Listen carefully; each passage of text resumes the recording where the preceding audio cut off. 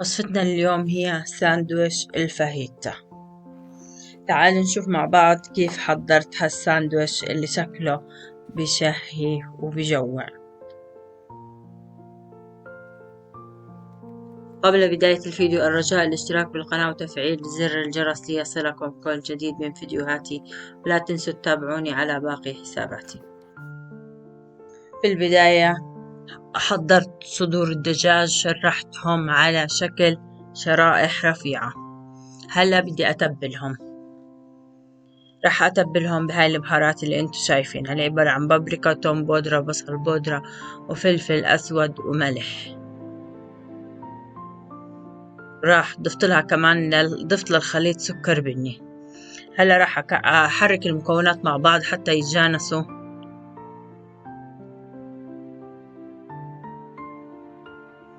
وهلا راح أضيف لهم الصويا صوص، وكمان راح أضيف لهم زيت الزيتون. تركت الدجاج في التتبيلة نص ساعة. هلا في مقلاية على النار حضرت قطعة زبدة. بعد ما ذابت الزبدة ضفت لها قطع الدجاج المتبلة.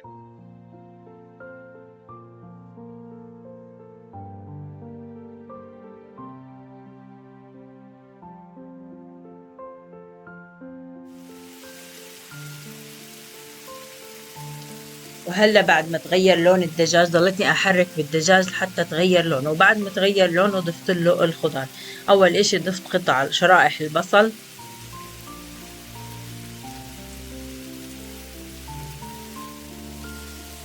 وهلا راح اضيف له الفلفل الحلو. الفلفل الحلو ممكن تستخدموا الفلفل الالوان، طبعا انا كان عندي بس الفلفل الاخضر فاستخدمته.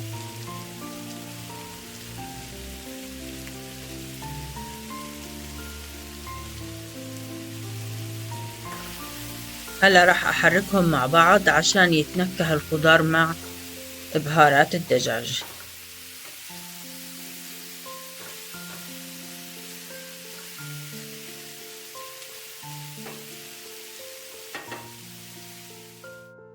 بعد هيك انا غطيتهم عشان يستوي الخضار. وبعد ما استوى هلا راح احضر جبنة الشيدر وجبنة الموزاريلا، وراح اضيفها على وجه الدجاج.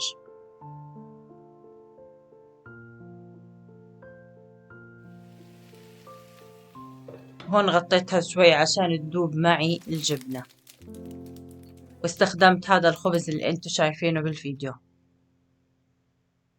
راح اقسم الخبزة من الوسط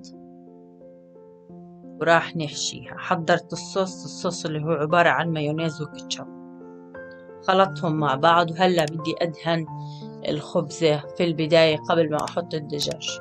وطبعا حضرت قطع الخس.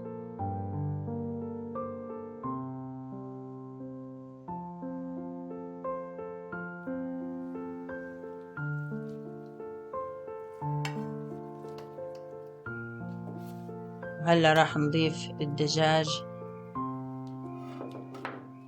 الساندويش، وراح نحشي هذا الساندويش اللي انتو شايفينه. عن جد طعم ولا اروع من هيك، لازم تجربوا.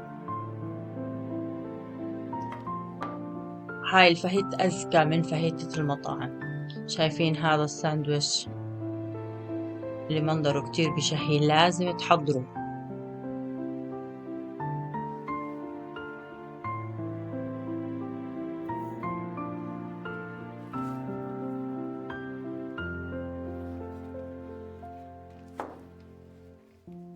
شوفوا لي منظره بعد ما قسمته،